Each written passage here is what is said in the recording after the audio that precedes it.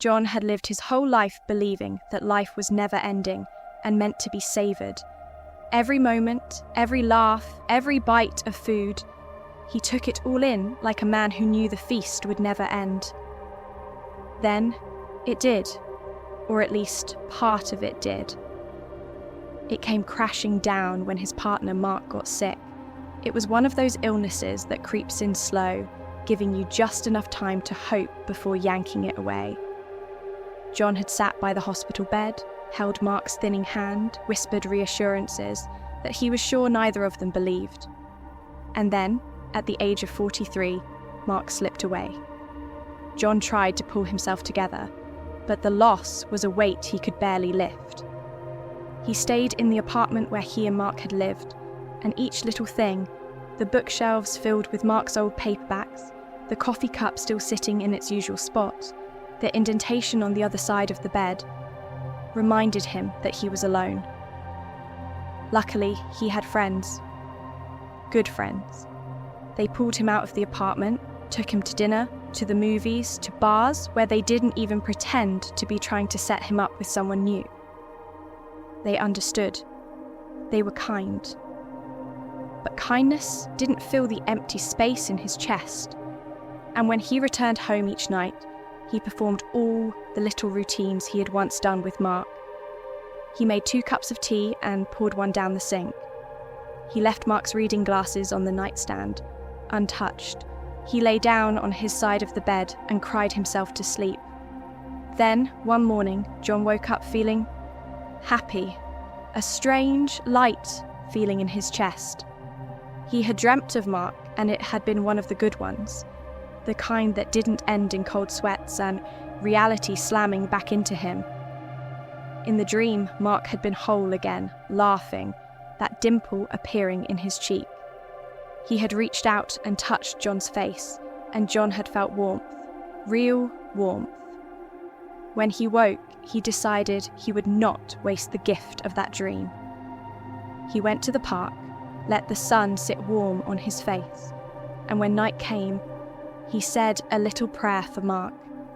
John worked as a librarian, a job he took pride in. He spent most of his time in the library's vault, a cool, silent place where rare books slumbered like buried treasure. The people who came to him knew him by name, respected his knowledge. It gave him purpose. And then, one day, everything changed again. The man entered the basement area of the library, like a shadow slipping through a crack in the wall. At first, John assumed he was a collector, someone looking for a specific title. But then, as John stepped closer, the man turned, and the glint of steel in his hand caught the dim light. A gun. "I'm here for the expensive books," the man said, his voice a gravelly whisper. "Hand 'em over!" John felt his breath hitch. He had never been in a situation like this, never felt this cold knife of fear in his gut. Still, he squared his shoulders. "Get out," he said, surprised at the steadiness in his own voice. The man's expression twisted, and in a flash the gun was gone, replaced by a long, jagged knife.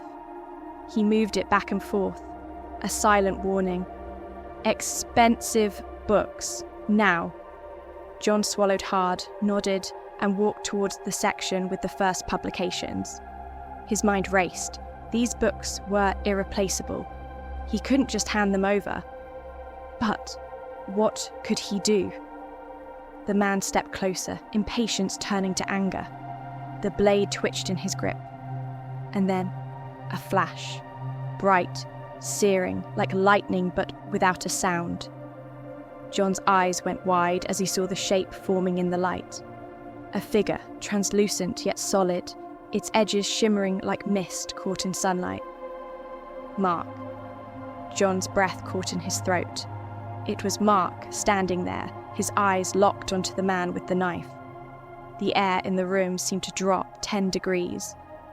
The intruder gasped, stumbling back. "What the hell?"